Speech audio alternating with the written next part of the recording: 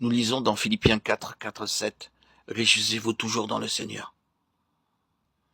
Que votre douceur soit connue de tous les hommes. Le Seigneur est proche. » La pression incessante des circonstances peut excéder notre capacité à les supporter. Cependant, si nous ne sommes pas gouvernés par les circonstances, mais que nous puisons nos ressources dans le Seigneur, nous n'aurons pas une vie de haut et de bas incessant. La joie qui remplit celui qui demeure en lui fait face à toute pression extérieure. C'est ainsi que notre équilibre peut être préservé en dépit des fluctuations dues aux événements. Le Seigneur est proche. Le terme utilisé ici se rapporte à la présence du Seigneur plutôt qu'à sa venue, à sa proximité dans l'espace et non pas dans le temps. Paul ne met pas seulement l'accent sur la nécessité d'être toujours joyeux, mais aussi sur la raison de cette joie abondante qui repose sur la présence du Seigneur. La présence du Seigneur n'est-elle pas la garantie d'une joie assurée et permanente? Sa présence n'est-elle pas suffisante? L'auteur de la lettre aux Philippiens, après avoir exhorté ses lecteurs à se réjouir toujours dans le Seigneur, ajoute encore cette autre recommandation. Ne vous inquiétez de rien. Il y a toujours une raison de se réjouir. Pourquoi? Le Seigneur est proche. Il n'y a pas de raison d'être anxieux. Pourquoi? Le Seigneur est proche.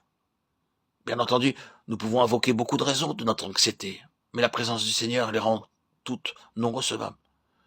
S'il est avec nous, rien ne peut justifier notre inquiétude. C'est pourquoi il ne tolère aucun souci.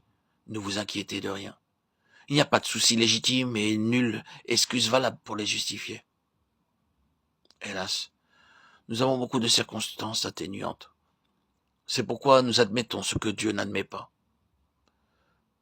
Mais tolérer une quelconque acception, c'est jeter le doute sur son amour. Le Seigneur est proche, ce doit être notre réponse à l'encontre de toute inquiétude dans nos pensées. Si nous poursuivons la lecture, nous lisons « Mais en toute chose, par la prière et la supplication avec des actions de grâce, faites connaître à Dieu vos demandes. » Remarquons l'introduction de cette exhortation par ce petit mot « mais ». Nous savons que Dieu ne nous permet pas d'avoir des soucis. Maintenant, nous pouvons voir comment nous pouvons être préservés de succomber à la tentation, qui consiste à porter des fardeaux injustifiés. Il y a un triple aspect à cette question. Par la prière, la supplication et les actions de grâce. Faisons connaître à Dieu nos demandes.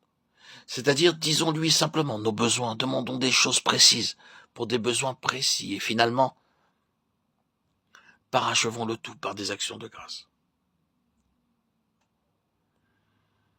Alors seulement, si nous agissons de cette manière, de toute évidence, nous ne pourrons succomber à l'irritation, à la colère, à l'aigreur qui souvent sape notre vie.